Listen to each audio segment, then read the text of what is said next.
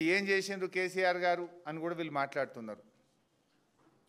మేము సీతమ్మ బ్యారేజ్ కట్టినాం, Pusugudem pump house కట్టినాం, బిజ్కొత్తూరు పంప్ హౌస్ కట్టినాం, Kamalapuram pump house, Narlapur pump house, Anjanagiri reservoir, Yedula pump house, Yedula reservoir, Vattem pump house, Vattem reservoir, Kurumurthy reservoir, ఇట్లా ఎన్ని, పాలమూరు రంగారెడ్డి ప్రాజెక్టులో Uddandapur pump house, Uddandapur reservoir, Thummila lift irrigation, pending ప్రాజెక్టులు 4000 కోట్లతోని 7 లక్షల ఎకరాలకు పాలమూరు జిల్లాలో నీళ్ళు ఇచ్చినాం.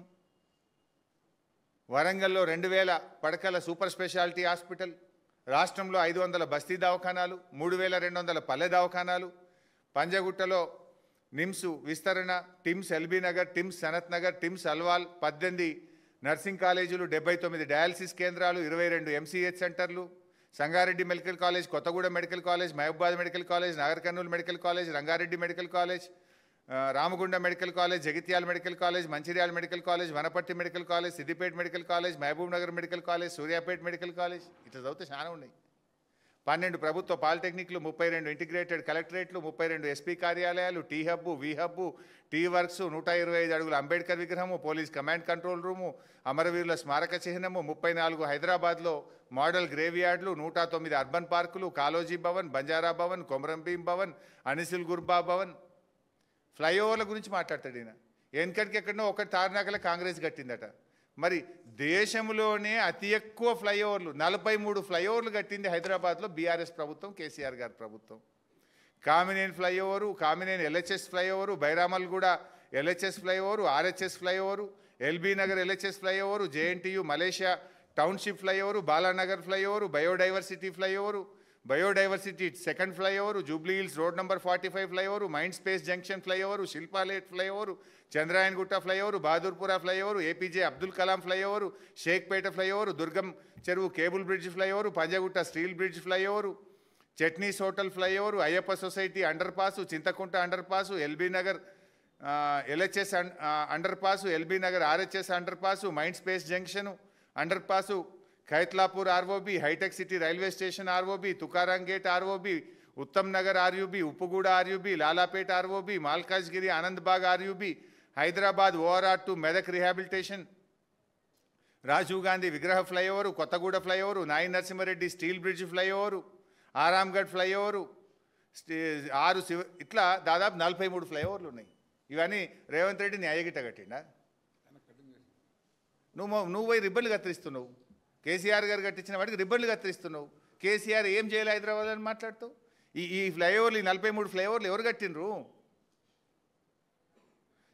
ఎస్టీపీలు, ఫుట్ఓవర్ బ్రిడ్జ్లు, లింక్ రోడ్లు, 153 సబ్స్టేషన్లు. నాటి కాంగ్రెస్ పాలనలో హైదరాబాద్ నగరంలో 4 గంటల కరెంటు కోతుండే. మేము వచ్చిన తర్వాత క్వాలిటీ పవర్ 153 సబ్స్టేషన్లు కట్టినాం ఒక హైదరాబాద్ నగరంలో.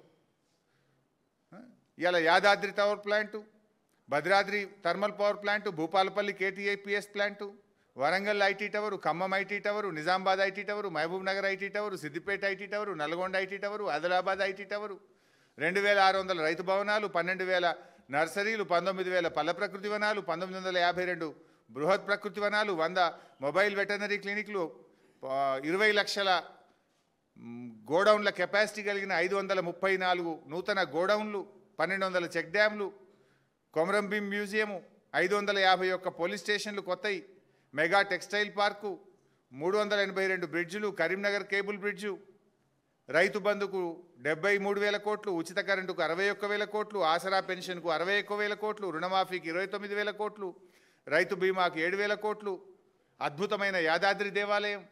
ఎన్ని చెప్పాలి? ఏం చేయలేదంటావు? నువ్వు మాట్లాడంగానే అన్ని మాయమైపోతాయా?